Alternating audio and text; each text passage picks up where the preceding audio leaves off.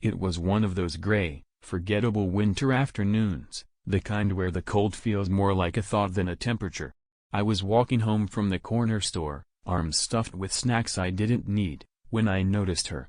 An old woman, standing perfectly still on the sidewalk. No coat, just a thin gray sweater, staring up at a third-floor window like she was waiting for it to blink. I slowed down, drawn in by something I couldn't name.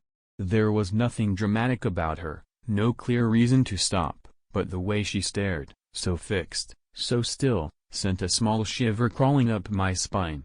Just as I opened my mouth to ask if she was all right, she spoke first. Her voice was flat, distant. "They haven't moved since yesterday."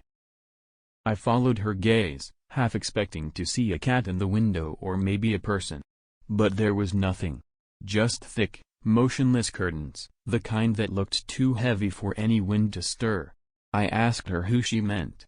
She turned to me, slowly, and for the first time I saw her eyes. They were glassy, distant, like looking at someone halfway lost between two worlds. She whispered, "You can only see them when the light's right." Then, as if the conversation had never happened, she shuffled away. Calm. Unbothered.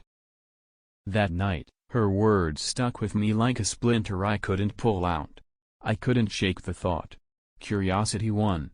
I went back to the same street, stood right where she had been, and stared up at that window.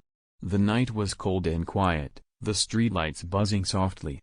Cars passed, windows stayed dark. I waited. Nothing moved. Nothing changed. Until I turned to leave. Just as I stepped away, the curtains shifted. Not like the wind. More like someone, something, was pulling them back from inside. The room behind them was dark, but I saw them. Two pale faces. Watching me. Expressionless. Unblinking. They didn't move. They didn't have to. I left, and I haven't walked down that street since.